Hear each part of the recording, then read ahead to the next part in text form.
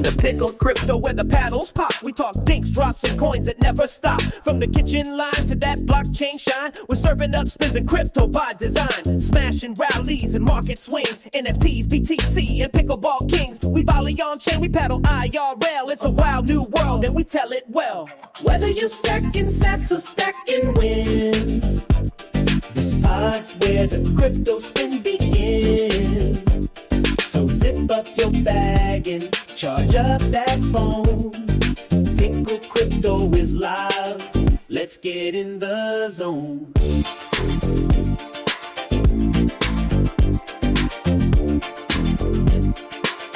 Let's get in the zone.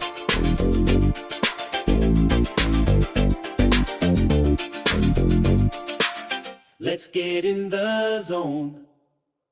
Hey everyone, welcome back to Pickled Crypto. I'm Katie Randall, and as always, I'm here with the one and only Crypto Dan. Dan, you ready to dive into some court drama, pickleball style? Oh, you know it, Katie. My knees might not let me play much these days, but I can still get fired up about a good turf war. And wow, pickleball is just everywhere right now. I mean, we talked about the growth last episode, but these numbers are wild. Seriously, Pickleball England's membership shot up 73% last year. That's not a typo. And they're projecting another 114% jump next year. Even Wimbledon's getting in on the action, converting tennis courts for pickleball. But, not everyone's thrilled about that. Tennis folks are, let's say, not quietly grumbling. Yeah, and it's not just the UK. Canada's got 1.54 million people playing every month now. That's a 57% jump since 2022. I mean, that's like, the population of a small country? And with all these new players, the facilities are popping up everywhere. Dill Dinkers just opened in Madison, and apparently the city's already at 98% court saturation. That's a lot of dinking. And Dothan, Alabama's breaking ground on a massive new pickleball complex. It's like every week there's a new headline. Plus, you've got big events coming up. Cam Jordan's King of the Court charity tournament in New Orleans, and Major League Pickleball playoffs in San Diego and New York. The sport's not just growing, it's going pro in a big way. But with all that growth, you get friction. I saw in Eugene, Oregon, people are actually petitioning to close courts because of the noise. And in the UK, tennis clubs are getting a little territorial. It's like, hey, that's my court. Oh, totally. It reminds me of my old softball league back in the day. We'd have these epic battles over field time with the soccer folks. I mean, it never got ugly, but there were some heated sign-up sheets. It's the same vibe, new sport, old space, and everyone wants a piece. And it's not just local drama. The pro circuit's heating up too. Major League Pickleball's got playoffs in 2 cities this August, and Genius Bank is now the title sponsor for the 2025 PPA World Championships. Plus, the big governing bodies just merged to form the World Pickleball Federation in Lausanne. Olympic dreams, anyone? Yeah, that's huge. We talked about international expansion last episode, but this is next level.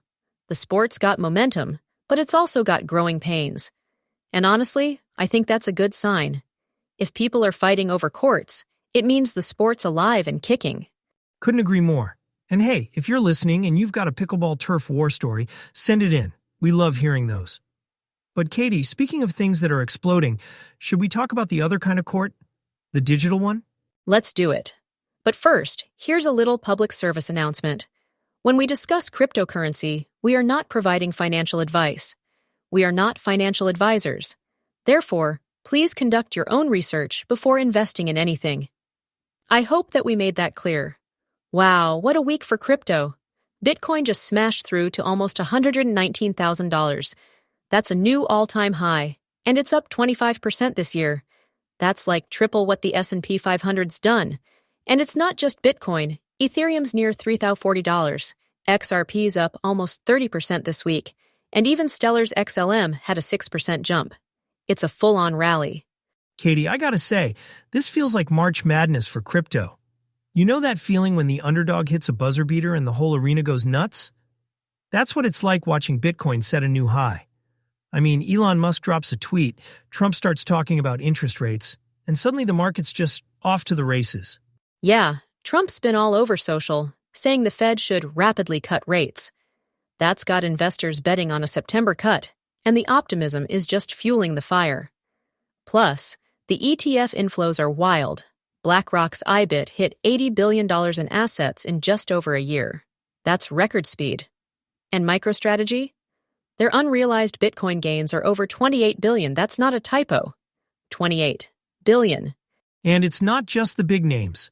U.S. agencies are now required to hold Bitcoin and other digital assets as reserves, thanks to that executive order from March. It's like the institutional floodgates are open. Even mining firms are shifting toward Ethereum, and Wall Street's betting big on Ethereum staking. It's a whole new ballgame. But, it's not all smooth sailing. Trump's new tariffs on the EU and Mexico rattled the markets a bit. Bitcoin and Ether dipped, but XRP held steady. There's still a lot of volatility, and some analysts are saying we might just be in for a choppy weekend. But, Dan, you've been in this space longer than me. Does this rally feel different to you? Yeah, it does. I mean, we've seen big runs before, but this time it's the combination of institutional money, government policy, and just like mainstream attention. It's not just the crypto diehards anymore. It's everyone. And honestly, it's a little surreal. I keep waiting for the other shoe to drop, but so far, it's just momentum on momentum. It's wild. And, like we said last episode, crypto's moving from niche to mainstream. But with all this action, there's also a lot more at stake. Which brings us to the next big topic: regulation, risks, and, well, some good old-fashioned crypto drama. Yeah, let's get into it. Because as much as I love a good rally, you can't ignore the regulatory side. Congress just wrapped up Crypto Week, 3 major bills on the table: the Genius Act for stablecoin regulation, the Clarity Act, and the Anti-CBDC Act. The Senate already passed Genius, and the House is still debating the others. It's a big moment for U.S. crypto policy. And don't forget Trump's executive order from March. Now agencies have to actually hold Bitcoin and other digital assets as reserves. That's a huge shift. Meanwhile, China's regulators in Shanghai are considering licenses for yuan-pegged stablecoins in Hong Kong, so even the big players are rethinking their stance on crypto. But with all this innovation, the risks are just as real. BlockFi's bankruptcy settlement with the DOJ over that $35 million lawsuit is finally done. But it's a reminder, there's still fallout from the last cycle, and scams are everywhere. MoonPay execs lost $250K in Ethereum to a phishing scam, and Argentina's Libra meme coin scandal saw $250 million vanish. That's not pocket change. Yeah, and it's not just the big blowups. Even legit projects have hiccups. PayPal's expanding its stablecoin, PYUSD, to Stellar, which is cool for payments and small businesses, but it's still waiting on regulatory approval. Every new thing comes with a risk. I mean, I'll admit it. I got burned early on by a token that sounded too good to be true. Spoiler, it was. Lesson learned, right? We've all been there, Katie. If you're not making a few mistakes, you're probably not learning much. But that's why regulation matters. It's about finding the balance, letting innovation happen, but keeping people safe. And honestly, it feels like we're finally getting closer to some real clarity. Maybe. I mean, I might be wrong, but it feels different this time. Yeah, and as we've seen in both pickleball and crypto, growth always brings challenges. But that's what keeps it interesting, right? We'll keep tracking the drama, on the courts, and on the blockchain. Dan, always a pleasure. Right back at you, Katie. And thanks to everyone for tuning in. If you've got stories, questions, or just want to vent about your local pickleball turf war or crypto mishap, hit us up. We'll be back next time with more courts, coins, and, I'm sure, a few more controversies. See ya, Katie. See ya, Dan, and see you all next episode on Pickled Crypto. Take care, everyone.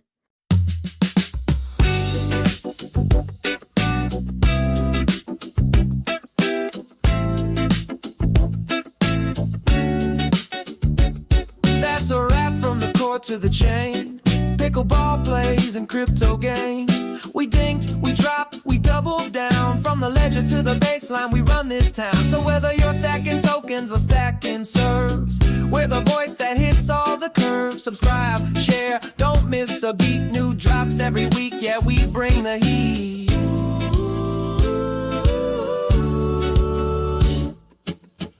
Pickle Crypto signing off with flair. Keep your wallet tight and your paddle in the air. Till next time, stay sharp, stay bold, and remember kitchen's hot, and so is that gold.